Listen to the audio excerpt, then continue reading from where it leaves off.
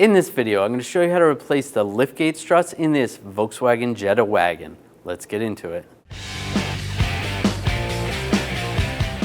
Now you want to have someone support the liftgate while you're doing this. Take a pick and we'll just pop this end off. Pull that clip out and then just pull. That comes out.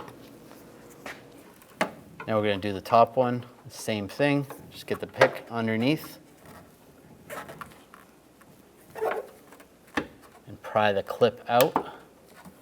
You could also use a straight blade screwdriver or a pocket screwdriver. Pry that off or outwards and it just comes right out.